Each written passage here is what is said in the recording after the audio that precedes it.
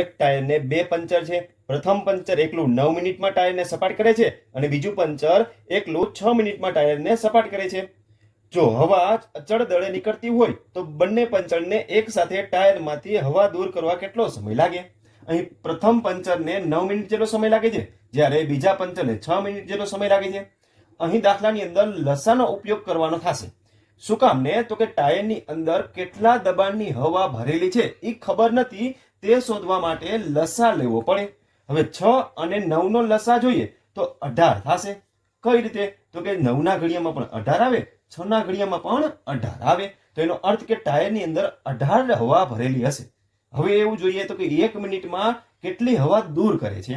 કે પ્રથમ પંચર છે 1 મિનિટમાં ટાયરમાંથી કેટલી હવા દૂર કરે એ શોધવું હોય તો 18 ભાગ્યા 9 કરીએ તો કે 2 દબાણની હવા દૂર કરશે.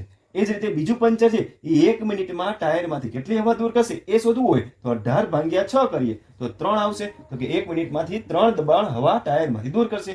જો બંનેને સાથે પંચર પાડવામાં આવે તો 1 મિનિટમાં કેટલી હવા દૂર થાય? તો કે 2 + 3 5 દબાણની હવા 1 મિનિટમાં દૂર થાય. પણ ટાયરની અંદરથી 18 દબાણની હવા દૂર કરવા માટે કેટલો સમય લાગે તે શોધવું હોય તો કુલ દબાણ ભાગ્યા 1 મિનિટમાં જે દબાણની હવા દૂર થતી હોય એને ભાગાકાર કરવો પડે. એટલે 18 ભાગ્યા 5 કરશું. પણ અહીં જવાબની અંદર જોઈએ તો બધા જ જવાબ સેકન્ડમાં આપેલા છે અને અહીં સમય મિનિટમાં આપેલો છે. તો મિનિટને સેકન્ડમાં ફેરવવા માટે 60 વડે ગુણવા પડે. હવે છેદ ઉડાડવાનો પ્રયત્ન કરીએ તો 60 ભાગ્યા 5 તો કેટલા થાય? 12 થાય. તો 18 ગુણ્યા 12 કરીએ.